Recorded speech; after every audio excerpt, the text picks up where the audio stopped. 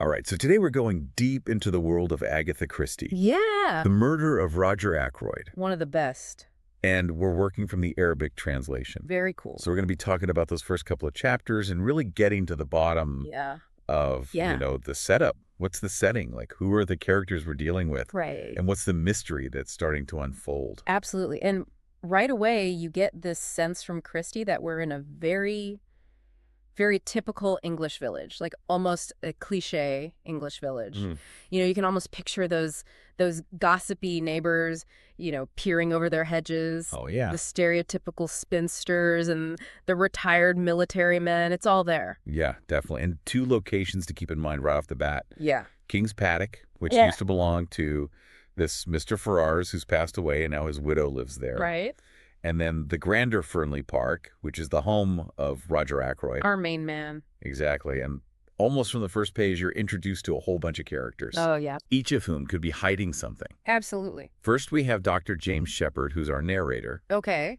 and his sister Caroline. She's the one who knows all the village gossip. Oh, she's on top of it. Nothing gets past her. Yeah.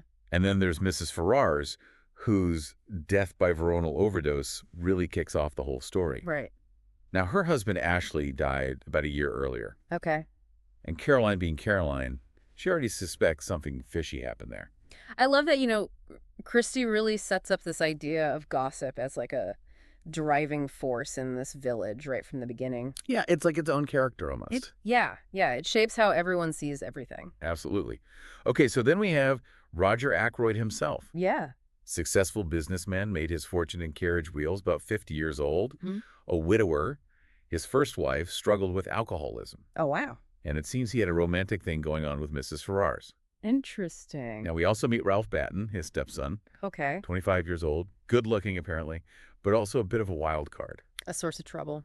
Exactly. And then there's Mrs. Cecil Ackroyd, Okay. Roger's sister-in-law, recently arrived from Canada, living at Fernley Park, and a real attention seeker. Oh, I see. You also can't forget Miss Russell Ackroyd's housekeeper for 5 years, which is a pretty long time. That is unusual, yeah. But she's been replaced now that Mrs. Cecil is there. Okay. And finally, there's Miss Janet, Mm-hmm. another villager who loves to gossip, She likes to be in the know. but maybe not as sharp as Caroline. Got it. So we've got like a whole cast of characters here. Oh, yeah. And they're all connected in these interesting ways. Right. So the big event that sets everything in motion is obviously Mrs. Ferrars' death. Of course. Dr. Shepherd gets called to the scene, but he's too late. Okay. The cause of death is this veronal overdose. And for those who don't know, veronal was a kind of sedative back then, Right. and it was often used in poisonings. Ooh, that's suspicious. Very suspicious. And of course, in a small village like this, the rumors start swirling immediately. Oh. Caroline naturally thinks it's suicide. And she believes Mrs. Ferrars did it out of guilt for possibly poisoning her husband. Wow. She jumps right to it. She does. And there's also all this speculation about Mr. Ackroyd and Mrs. Ferrars. Like what kind of speculation? Well, people were expecting them to get married, and some even suggested that Mrs. Ferrars might have had a secret drug problem, Ah. and maybe Mr. Ackroyd found out about it, and that's why they broke up, if they even were really engaged. It's all just hearsay at this point. It's interesting how these rumors solidify into, almost like facts in everyone's mind. Right. It's like everyone's already decided what happened. Exactly. And then shortly after this, Roger Ackroyd goes to see Dr. Shepherd. Yeah. He's clearly shaken up by the news, and he tells Shepherd that the situation is even worse than it seems, Yeah, he's really cryptic about it. and says he wants to talk to him later that night. So we've got some serious intrigue building already. Absolutely. And through Dr. Shepherd's encounters with the other villagers, we see how this death is affecting everyone. Oh, yeah. Caroline, of course, is sticking to her theories. Unshakable. Miss Janet is trying to dig up information and share whatever gossip she's heard. Of course. And even Miss Russell, the former housekeeper, has this seemingly random conversation with Dr. Shepherd about drug addiction and a pain in her knee. Wait, what? It makes you wonder if she's trying to fish for information about Mrs. Ferrars. That's a good point. But one of the most important details early on is when Dr. Shepherd remembers seeing Mrs. Ferrars walking with Ralph Patten the day before her death.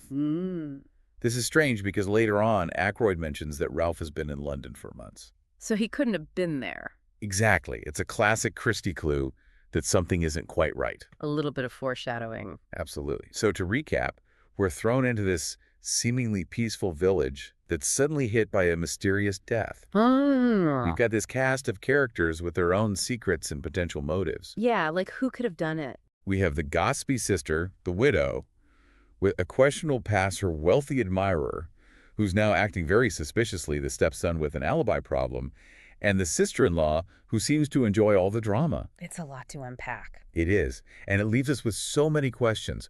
Was Mrs. Farrar's death really suicide, or is there something darker going on? Yeah. What was that worst news that Ackroyd was talking about? Right, and why is there this discrepancy about Ralph Payton's whereabouts? And what secrets are these villagers hiding? It really makes you think about how quickly rumors and assumptions can spread in a small community. Yeah, and how those first impressions can really distort the truth.